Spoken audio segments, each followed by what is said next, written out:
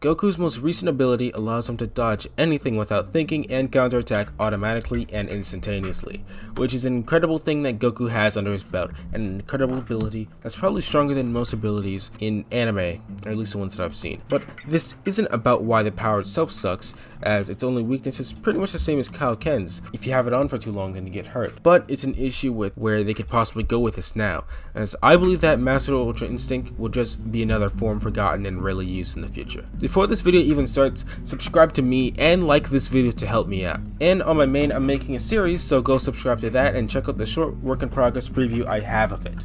Dragon Ball is a great and entertaining series with its faults, and my biggest issue with the series in general is that our main characters have too many forms and they get them way too quickly. It's safe to say that forms within a matter of a few years and arcs come and go like nothing, and outside of the original Super Saiyan and Super Saiyan God forms, none of them are unique, as everything post Super Saiyan, except Master Ultra Instinct, have been straight stat boosts and nothing more. Even the God and Blue forms are just stat boosts for Goku and Vegeta.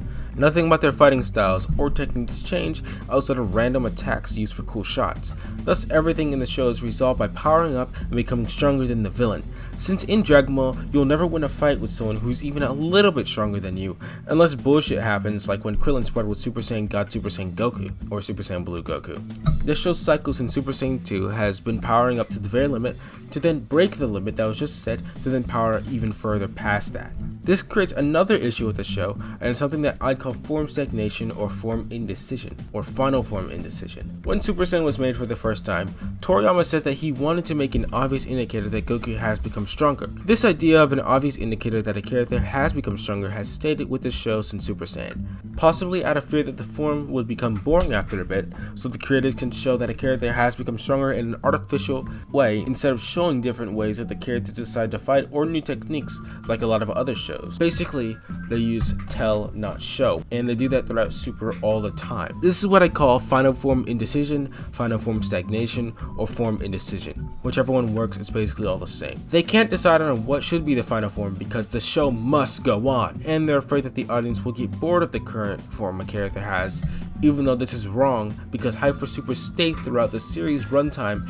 even though Super Saiyan God Super Saiyan was the main form used throughout it. So with form indecision in mind and how DBZ works in general in mind, where does this leave Master Ultra Instinct? An ability that lets Goku dodge any sort of attack and counterattack without thinking and instantaneously, by the way, and one that's nearly as iconic as the original Super Saiyan transformation at this point. Well, simply to say, it's in a bad place right now. My prediction for what will happen when taking into account what I said previously is that the ability will either be replaced and forgotten, a thing that Goku has passively at all times like God Ki, or he'll add it onto another form, since it's a technique or ability. Maybe something like Super Saiyan God Super Saiyan Master Ultra Instinct Kaioken times 20 will become a real thing. The reason as to why it'll be replaced wouldn't even make sense, as the ability is to dodge everything instantly, and obviously the only way that this power can become irrelevant is if the power is nullified because the villain is so powerful, so devilishly strong, that he cuts through his ability with his immense power,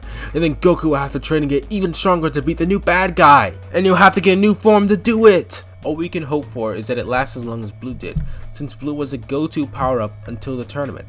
And in the Broly movie, it was shown that he can't tap into Master Ultra Instinct on command, but we all obviously know that he'll be able to do it eventually. Master Ultra Instinct is an awesome and incredibly powerful series-ending level ability that Goku won't be using specifically for too much longer due to Dragon Ball's simple resolutions to fights being, "I'll get stronger than you!"